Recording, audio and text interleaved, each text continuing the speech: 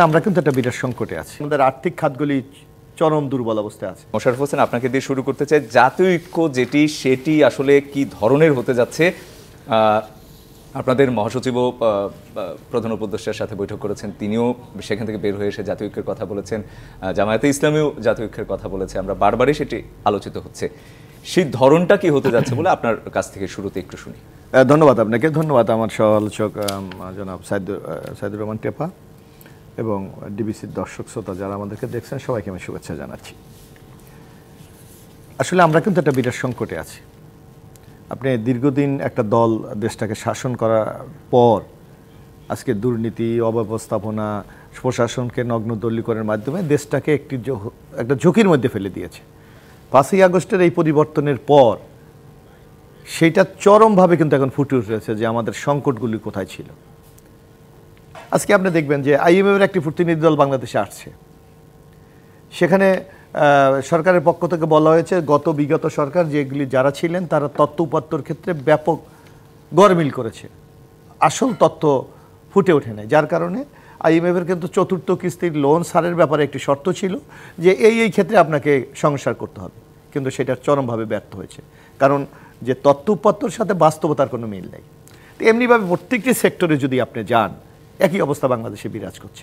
তো এই অবস্থাকে উত্তরণের জন্য রাজনৈতিক দলগুলি কিন্তু একটা ঐক্যবদ্ধভাবে এই সরকারকে নিঃশর্তভাবে সমর্থন দিয়ে যাচ্ছে। শর্ত একটাই, যে দ্রুত এই যে সংকটগুলি সমাধান করে একটি নির্বাচনের দিকে দেশকে নিয়ে যাওয়া। এই জায়গায় কিন্তু আপনি যদি বলতে পারেন সেখানে একটি কিন্তু জাতীয় ঐক্যমত আছে। কিন্তু এই ঐক্যমতের পর রাজনৈতিক দলগুলির প্রত্যাশা কি, এটা কিন্তু স্পষ্ট ভাষায় তারা বলছে যে আপনি এই যে সংস্কার বলেন অথবা যেই আমাদের গণতন্ত্রকে একটি সড়কে নিয়ে যাওয়ার জন্য আপনার কতদিন সময় দরকার, আমাদের একটা রোডম্যাপ আপনি দেন। সেই ক্ষেত্রে কিন্তু একটা ধোঁয়াশা আমরা দেখতে পাচ্ছি। সরকারের পক্ষ থেকে সেই ধরনের স্পষ্ট কোনো কথা বলা হচ্ছে না। এখানে আমার মনে হয় যে বিশ্বাস ও বিশ্বাসের একটা দোলায় কিন্তু আমরা দুলছি।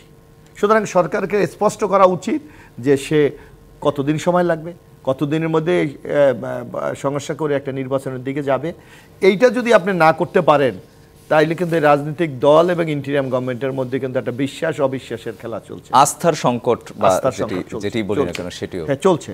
এখন আপনাকে দেখেন যে আমরা কিন্তু নানা সংকটে আছি। একদিকে আমাদের আর্থিক খাতগুলি চরম দুর্বল অবস্থায় আছে। ব্যাংকিং খাত মানে এখন অনেকটা দেউলিয়া বললেই চলে।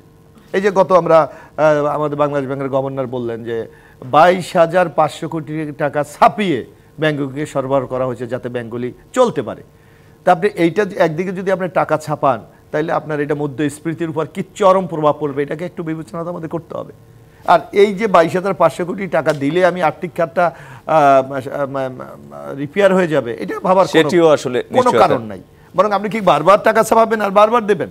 নো, আপনাকে বরং কি যেই কাজটি করতে হবে, আপনি বলছেন যে বিগত আওয়ামী লীগ সরকারের আমলে দেশটাকে লুটপাটে খাওয়া হয়েছে, তাহলে এখন পর্যন্ত যারা এই টাকা লুটপাট করেছে বা পাচার করেছে তাদের বিরুদ্ধে আপনি একটা ব্যবস্থা কেন নিচ্ছেন না? আপনি কেন বলছেন না মিস্টার এক্স এই কাজটা করেছে, আপনি কেন বলছেন না? এখানে আপনার সংকটটা কোথায়, এইটাই তো আমরা জানতে চাই। আরেকটি জিনিস আপনি দেখবেন যে এই সরকার শুধু সংস্কার কথা বলছে, কিন্তু আপনার সুনির্দিষ্টভাবে কি আমরা কিছু এখনো দেখতে পাচ্ছি দৃশ্যমান? আপনি একদিকে আপনি বলছেন যে এই পালিয়ে যাওয়া প্রধানমন্ত্রী শেখ হাসিনা প্রশাসনকে নগ্ন দলীয়করণ করেছে, তাহলে আপনি 3.5 মাস হয়ে গেল, আপনি কেন এখনো প্রশাসন ঠিক করতে পারছেন না? এখনো কেন আপনার পুলিশ অ্যাক্টিভ হচ্ছে না? এখনো কেন প্রশাসনের মধ্যে ওইভাবে সক্রিয়তা দেখা যাচ্ছে না? অর্থাৎ আপনার কথা এবং কাজের মধ্যে কোনো মিল নাই, যার জন্য রাজনৈতিক দলগুলি কিন্তু আপনি বারবার আজকেও দেখবেন আপনার বিএনপির বক্তব্য যে ঐক্যবদ্ধভাবে এই পরিস্থিতি আমাদের মোকাবেলা করতে হবে। এখন রাজনৈতিক দলগুলি বারবার বলে যাচ্ছে, কিন্তু সরকারের রেসপন্সটা কোথায়? আমরা তো ওই রেসপন্সটা দেখি।